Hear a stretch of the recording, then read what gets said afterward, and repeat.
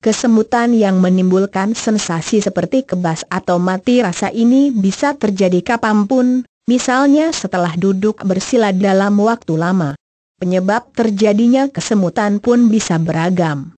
Kesemutan ada yang bersifat sementara dan ada pula yang sifatnya berkepanjangan. Kesemutan atau dalam istilah medisnya disebut parestesia adalah sensasi geli atau mati rasa yang dibarengi dengan perasaan seperti Anda tertusuk jarum.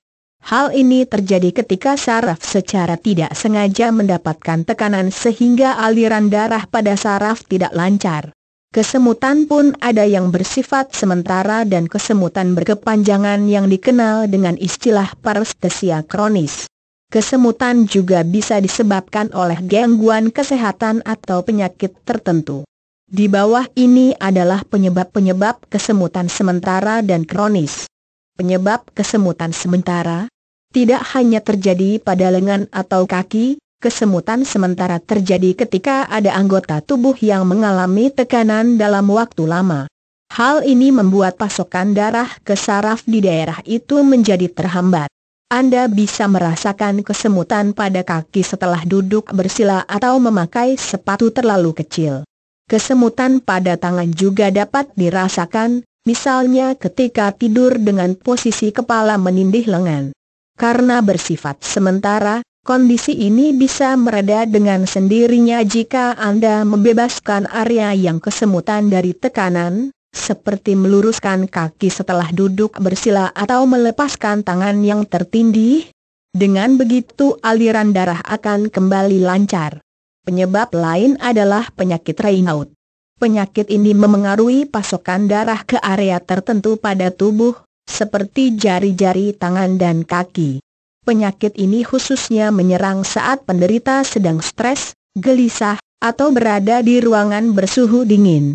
Penyebab kesemutan berkepanjangan, kesemutan yang terjadi secara berkepanjangan biasanya berhubungan dengan kondisi kesehatan Anda, misalnya akibat menderita penyakit diabetes, gangguan ginjal, penyakit hati, stroke, tumor otak, kanker, ketidakseimbangan hormon, multiple sclerosis, carpal tunnel syndrome, kompresi saraf vulnaris. Selain itu, obat-obatan yang sedang Anda konsumsi juga bisa memicu kesemutan, misalnya obat-obatan kemoterapi yang digunakan untuk mengatasi kanker payudara dan limfoma, obat anti kejang, antibiotik, dan obat untuk penyakit HIV. Terpapar zat beracun juga bisa menimbulkan kesemutan. Zat-zat beracun terkait, misalnya merkuri, talium, timbal, arsenik, dan beberapa bahan kimia industrial lainnya. Faktor lain yang menyebabkan kesemutan berkepanjangan adalah malnutrisi akibat pola makan yang buruk, kekurangan vitamin B12, serta akibat mengonsumsi minuman beralkohol secara berlebihan. Bagaimana cara mengetahui penyebab pasti kesemutan? Jika Anda sering merasa kesemutan, Anda bisa menanyakan penyebabnya ke dokter. Dokter akan menelusuri riwayat medis dan keluhan, dan melakukan pemeriksaan fisik serta pemeriksaan penunjang. Beberapa tes penunjang mungkin akan dijalani, seperti tes darah, tes elektromiogram, EMG, pemeriksaan cairan cerebrospinal, tes konduksi saraf, MRI, dan biopsi. Setelah diagnosis ditegakkan, dokter dapat menentukan penanganan untuk kesemutan yang Anda alami.